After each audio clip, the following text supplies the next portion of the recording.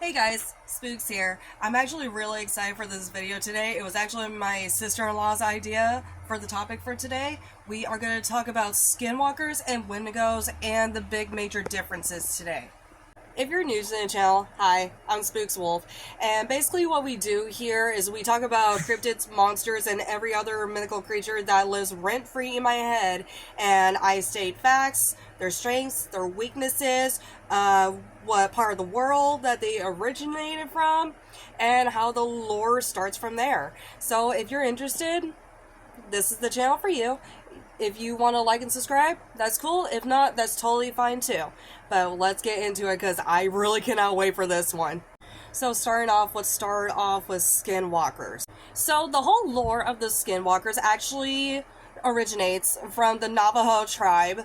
And what they are, basically, is an evil witch that has the ability to change into any animal. And let's just say you're not actually supposed to talk about it whatsoever or mention it if... I can't remember if you're part of a tribe or if it's just the main Navajo tribe, because it's like considered taboo. That's like attracting the evil spirit itself. So they can turn into basically any animal. Usually the normal forms that their go-tos are going to be like foxes, wolves, coyote is a big one, bears, pretty much any other animal that you can think of. So according to legend, you can become a skinwalker by committing a heinous act, which will give you supernatural powers, which would be like unaliving a family member. So pretty much anything like that, and you can become a skinwalker. So you're probably wondering, what exactly do these skinwalkers do anyways? Well, apparently their big thing is to perform evil kind of ceremonies and to also use manipulative magic on people. Now, out of curiosity, because I haven't looked up the lore of skinwalkers in, like, let's say 10 plus years. So this is kind of like a big refresher for me. And I actually was trying to find out, hey, is it possible for them to turn into another human, right? And apparently it is possible, but it's very rare and very difficult, which I could only imagine. So they're not like your typical shapeshifter in a sense. Like, shapeshifters can literally turn into whatever they want. But I would imagine, like, trying to turn into an animal, especially via the pelt, probably easy for a skinwalker. But I have looked up, like, there are two, it's like going down a dang rabbit hole on this topic today. I came across some sources that say that, yes, they absolutely do need a pelt. And then there are other ones that say, no, they don't need the pelt whatsoever, they just need to focus on the animal. Well, if that's the case, just focusing on the animal they want to turn into, that's what they mean by, like, oh yeah, they could totally turn into a human, but it's very rare and very difficult. But apparently, if you focus hard enough on the said person, yeah, it's possible. Now, I also have came across that they can possess people or animals and walk around in their bodies. So I'm guessing they can latch their spirit off from their physical body and go into someone else's body or another animal's body.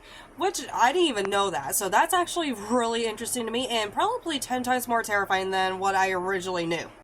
I mean, as if it wasn't already terrifying enough to see something like this. Like, could you imagine all the different kind of forms that they could have depending on what animal they wanted to turn into?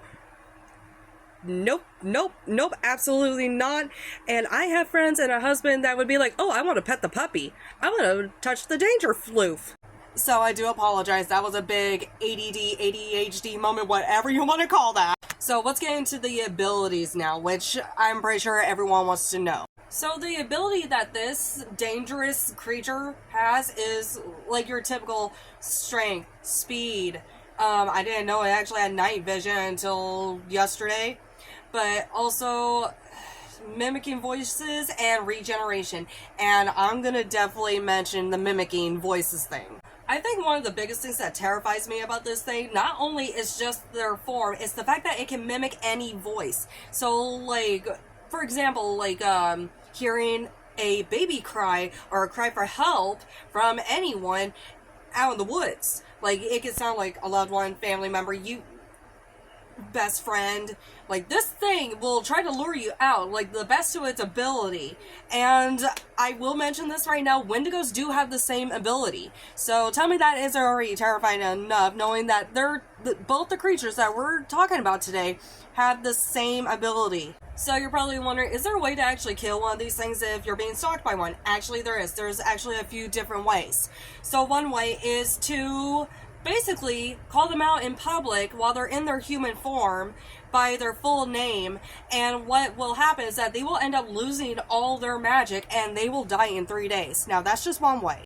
Now, another way to kill a skinwalker is to have it subdued by an experienced shaman, or I believe this was the one true way that the Navajos thought to actually kill these things off, was to bury the original body. Now, let's say that, like, it's detached from its original body and possessing another human, if not an animal. They believed if you buried the original body, and because the spirit needs its original body in order to survive, meaning it probably can't possess someone for very long or an animal for very long, so it would kind of make sense. Now, if it can't find its original body because it's buried, the spirit will die off. And that's how you kill a skinwalker. Alright, let's get into it with the Wendigos. So Wendigos are actually cannibalistic monsters in Algonquian speaking native folklore. And it actually means evil spirit. Now, it's supposed to be a powerful beast, like humanoid figure associated with winter, cold, famine, and starvation. People have described it to having very sharp teeth, claws, sunken or glowing eyes, and lips that are chewed off or missing. But it does smell like rotting flesh, so it will be easy to kind of tell, like, if it's around, because no one can miss a stench like that. It's not possible. Now, what it does is that it will stalk and eat humans, and like we talked about before with the skinwalkers, it can mimic voices. So that's another way it lures you into where exactly it wants you. Now, this evil spirit can possess humans and to turn them into cannibals themselves. It is known to have an amazing speed, sight and hearing, smell and strength. It's almost really hard to get this thing off your trail. So, from what I was looking up, in most legends, humans are transformed into Wendigos because of their greed or their weakness. There are even other legends about how this thing came to be. It was once a great hunter, and then it resorted to cannibalism during the harsh winter, where there was like literally nothing to hunt during the time. So it resorted to a taboo thing. Now, the significance of a Wendigo is more like a cautionary tale about isolation, selfishness, and the importance of community. And amongst many native tribes, the Wendigo remains a warning against greed. Now, let's get into the weaknesses here. So, fire is a big, giant one, but it's considered as a last resort. For what reason, I could not find, really. And it looks like the other weakness that this thing has is silver. Now, I noticed some of a lot of mythical creatures never quite figured out how a pure metal could be either the weakness or the only way to kill something, like, let's say, the werewolf thing. Or I even came across, I think, it's said that vampires, one of their weaknesses besides fire or stake through the heart was silver. Now, why that is, I have no idea. I still don't understand why fire is the last resort for these things, but then again, that could be the pyro in me, because when it comes to anything haunted, or it's a dangerous creature's witness, I'm like, burn it to the dang ground. I'm sorry, but silver would not even be an idea in my head to kill this thing. I will literally set this thing on fire. I will torch it. Because nope, and no. Nope. And mind you, again, I have friends and a husband that would be like, oh, I'm gonna go pet it. No, we're not gonna pet it. So that's gonna do it for today, guys. I really hope you enjoyed the video. I really enjoyed making it for you guys today.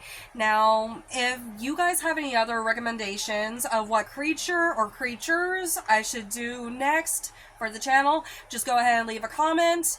And like I said, if you feel like subscribing or liking the video, that's fine. If you don't, that's perfectly fine too. But either way, I hope you guys have a wonderful day, and thank you for taking the time to watch this, and I will see you next time.